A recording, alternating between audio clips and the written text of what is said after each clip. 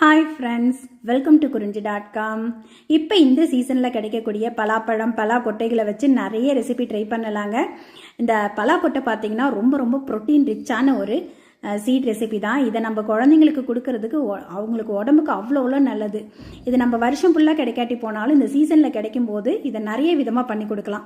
நீங்கள் பலாக்கொட்டையை வறுத்து கொடுக்கலாம், அல்லது வேக வச்சு உப்பு போட்டு வேக வச்சு கொடுக்கலாம்.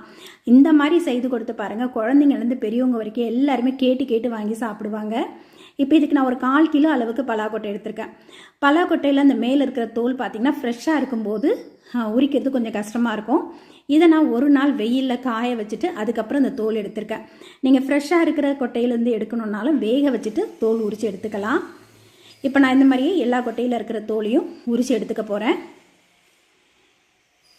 இப்போ எல்லா விதைகளும் தோல் நீக்கி எடுத்தாச்சுங்க. இதை நம்ம வேக வச்சு எடுக்க போகிறோம். இது உடம்புக்கு அவ்வளோ சத்துங்க. கண்டிப்பாக இந்த மாதிரி செய்து கொடுங்க, குழந்தைங்களும் விரும்பி சாப்பிடுவாங்க.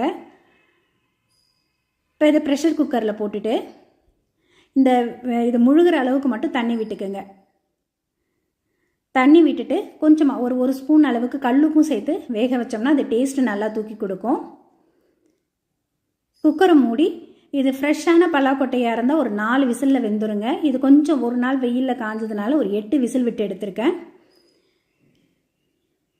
இப்போ விசில் வந்து நல்லா ஆவி அடங்கினதுக்கப்புறம் குக்கரை திறந்துக்கலாம்.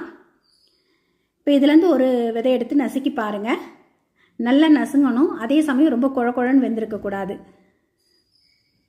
இல்லை ரொம்ப குழன்னு இருந்ததுன்னா நமக்கு அந்த முறுமுறுப்பு இருக்காது. இப்போ இந்த பதத்தில் இருக்கணும். எடுத்து நசுக்கணும்னா நசுங்கணும். இப்போ இது அப்படியே இருக்கட்டும். இப்போ மிக்ஸி ஜார் எடுத்திருக்கேன். இதில் 1 ஸ்பூன் அளவுக்கு பெருஞ்சீரகம், காரத்துக்கு 2 வரமிளகாய், ஒரு 4 பல்லு பூண்டு. உங்களோட காரத்துக்கு ஏற்ற மாதிரி மிளகாயை கூட்டவோ குறைக்கவோ செஞ்சுக்கலாம்.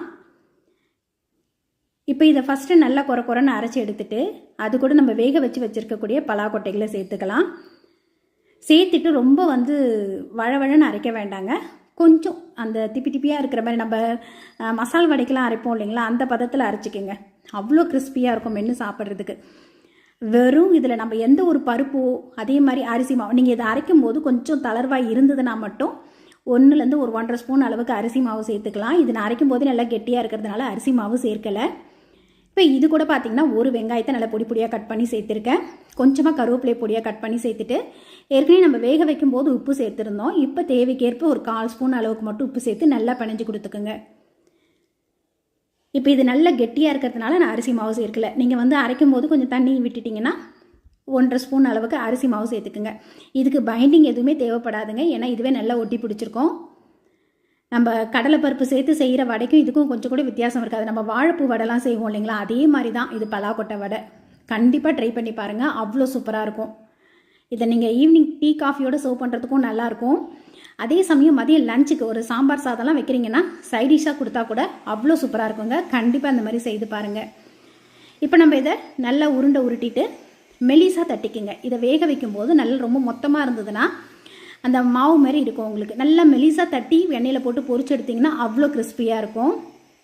இப்போ எண்ணெய் நல்லா சூடானதும் போட்டு 2 பக்கமும் திருப்பி விட்டு நல்லா செவந்ததுக்கப்புறம் எண்ணெயிலேருந்து வடிகட்டி எடுத்துடலாம். இது எண்ணெயில் போடும்போது பிரிஞ்சு போகிறது அந்த மாதிரிலாம் எதுவுமே இருக்காதுங்க. பார்க்கவே நல்ல ஒரு கலரில் ரொம்ப சூப்பராக இருக்கும் இந்த வடை. இப்போ இது நல்லா வெந்துடுச்சு. எண்ணெயிலேருந்து வடிகட்டி எடுத்துடலாம்.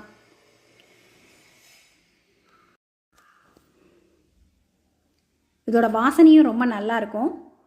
அவ்வளோ கிறிஸ்பியாக இருக்குங்க. இப்போ நம்மளோட பலாக்கொட்டை வடை ரெடி.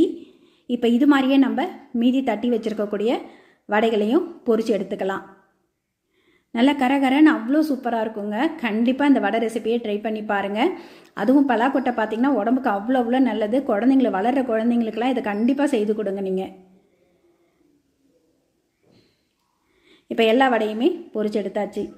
இதுக்கு தேங்காய் சட்னி அதெல்லாம் எதுவுமே தேவைப்படாதுங்க. ஒரு டீ காஃபியோட அட்டகாசமாக போகும். கண்டிப்பாக இந்த ரெசிபியை நீங்களும் ட்ரை பண்ணி பாருங்கள். இந்த வீடியோ உங்களுக்கு பிடித்திருந்தால் லைக் பண்ணுங்கள், ஷேர் பண்ணுங்கள், சப்ஸ்கிரைப் பண்ணுங்கள். உங்கள் ஃப்ரெண்ட்ஸ் ரிலேட்டிவ்ஸோடு இந்த வீடியோவை ஷேர் பண்ணிக்கோங்க. நன்றி, வணக்கம்.